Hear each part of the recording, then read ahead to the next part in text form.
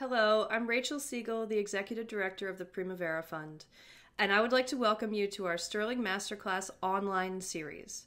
We've had to go online in response to the COVID-19 crisis, but we're very excited to be able to bring you this content in your homes every single week. So please check back for a new video on a new topic every Thursday at 4, and stay safe.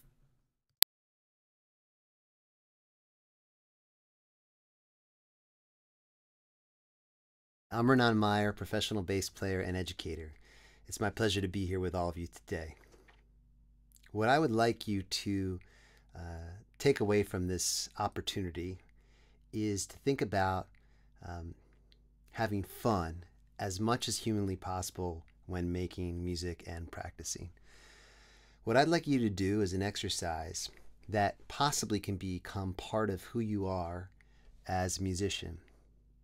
I want you to take music and the fundamentals that support music making and think about it in terms of putting music as your lead source, technique to support that lead source, by using goal-oriented practice that makes this possible. The first thing I want to think about is an example of something that is universal in music making, which is Twinkle, Twinkle, Little Star. I want you to think about the contour of line. What goes up must come down.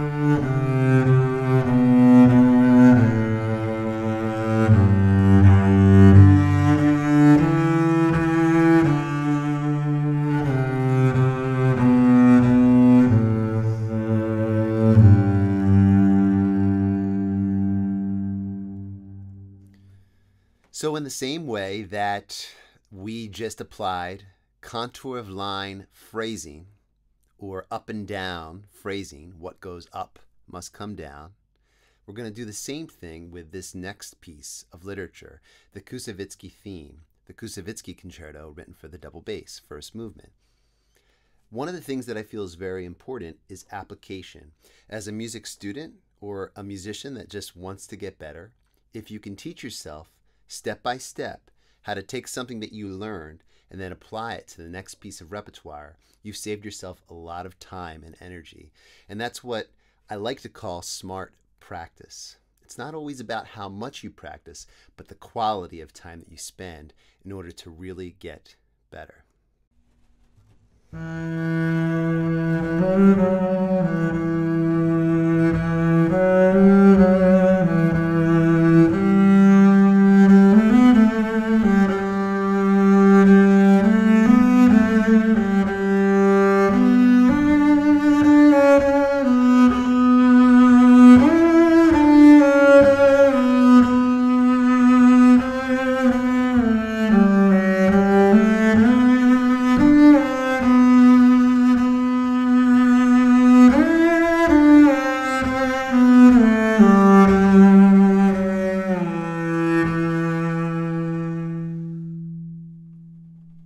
Now I'll give you an example from the jazz literature. This is a song that's very famous entitled So What?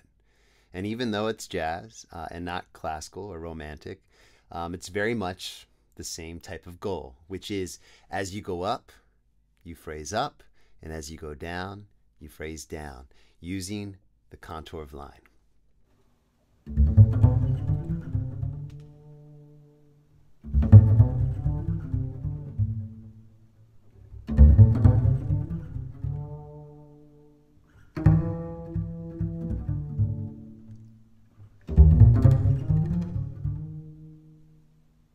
After examining the contour of line, now I want to give you the power to liberate yourself musically even more. So what I mean by this is often a musician will take an approach of finding the thing that works the best, and they'll do that ad nauseum.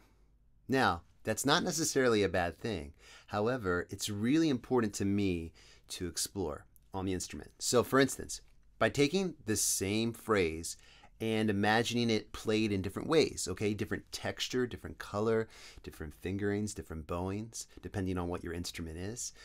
So in this next example, I'm going to play the Bottesini Concerto for double bass, the very beginning of it, and I'm going to play it in 3 different ways. Notice how I'm going to change my fingerings, and I'm going to change my bowings, and overall, musically, there'll be just a slight variation on the way it sounds each time.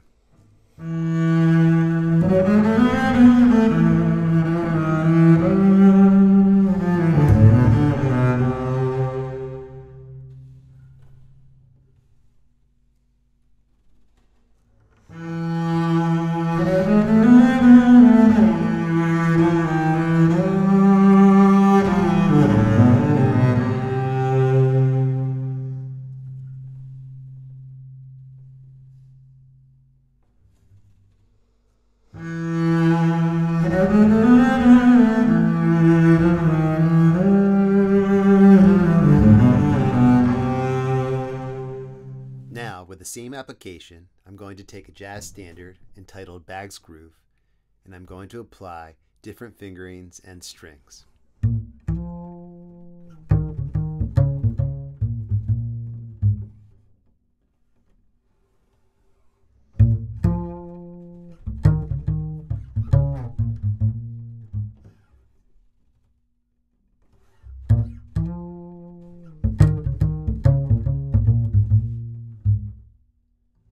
Now, range becomes a point of discussion. One of the most amazing techniques that can be used by composers is simply taking a theme that they've written and putting it in all different places of the instrument. Usually, as far as literature that we know and love and understand, musical range is used within a couple of octaves. Not all the time, but a lot of the times, where it's first played in a very comfortable range of the instrument and then maybe an octave above, or vice versa. I've noticed over the years of practicing that within range, that sometimes I'm more comfortable on a given octave. So even when I'm learning a piece and say something is up an octave and it's causing me some sort of hurdles, playing it down the octave may create some sort of ease. Or if something is down the octave and it's giving me a hurdle or an obstacle, I'll sometimes take it in the octave above. So this is something that you could use to help you create more sense of ease on your instrument.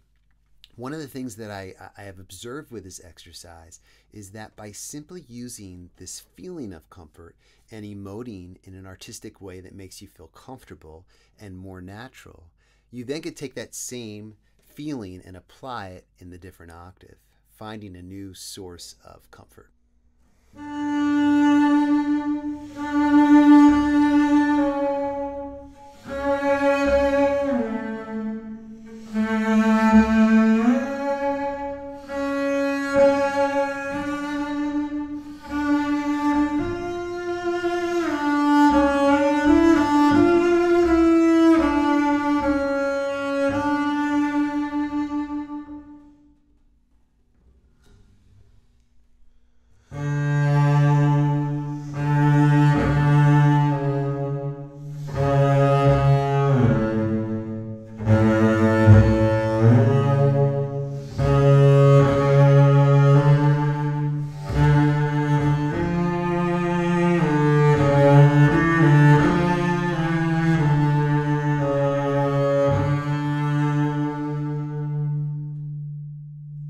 That, of course, was Kol Nidre by Max Bruch.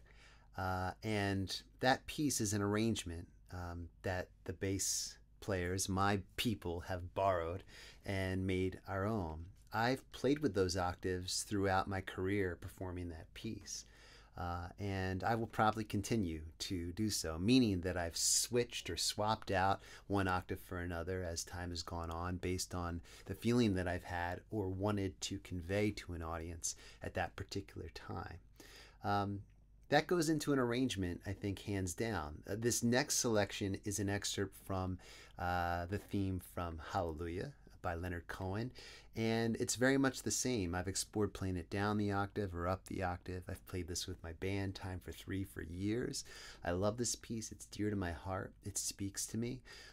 But again, on a musical level, just by exploring something down the octave and then going up the octave, it takes a whole new shape and feeling as far as the way that I play it or feel comfortable playing with it, and am able to put my passion on the line on a musical level.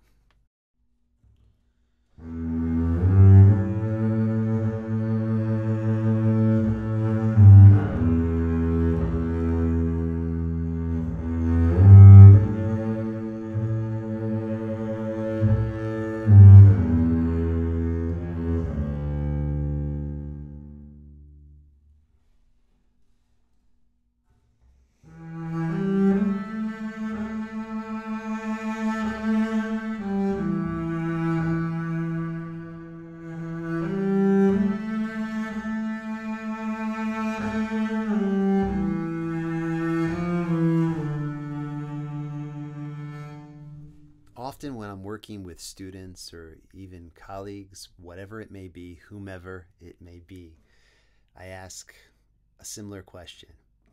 What made you fall in love with music? What made you fall in love with the instrument that you might play? Are you in love with music? I remember the day that I fell in love with playing the bass, and it was a particular sound. I'll get into that in one moment. Whether it be bowing or pitzing, or if you play another instrument or singing or whatever it is that has made you fall in love with making music, I encourage you to hold on to that as long as you possibly can and nurture it. I remember there was a sound that just head over heels just gave me this, oh God, I love the bass so much. And it was the sound of the 10th on this instrument and the way that chords could accompany the instrument in a wonderful way. This is an example from a piece that I'll tell you about in just one moment. But first, check out these 10ths.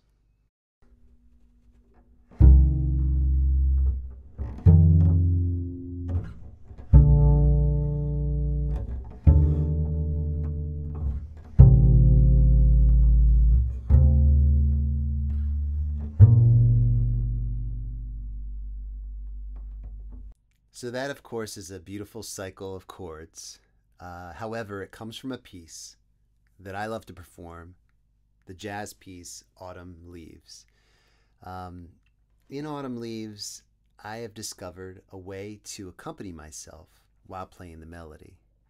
In this next little demonstration, I'm going to show you the melody, and then I'm going to go into playing the melody with the 10ths accompanying the line.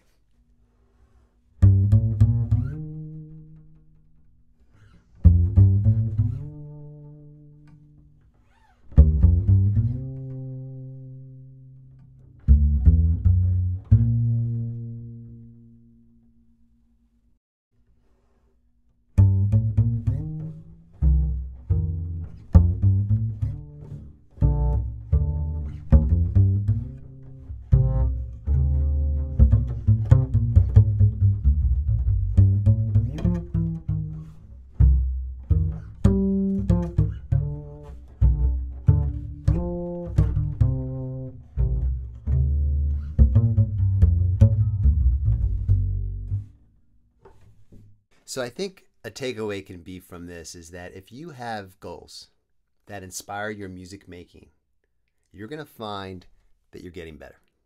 I know it. And anyone can improve. It's the way that we're strategic in the way that we practice and have goals that are about making music as opposed to kind of like aimless practice that doesn't really get you to some sort of a set finish line. Now, that doesn't mean that when you get to a finish line, you should expect to be the world's best whomever or whatever. That's not the point. The point is that you should grow just a little bit every time you pick up your instrument. Yes, there are setbacks, but I think then you have to ask yourself, why was there a setback? And more importantly, was it really a setback? Because ultimately, if we're growing and we're getting better, we're improving, then there really is no setback, just learning lessons. So, takeaway: have goals, focus on music making, support your music making with your technique, and then I know that you're going to find that you're growing as a musician just about every day. I'm Ranaan Meyer. I'll see you on the stage.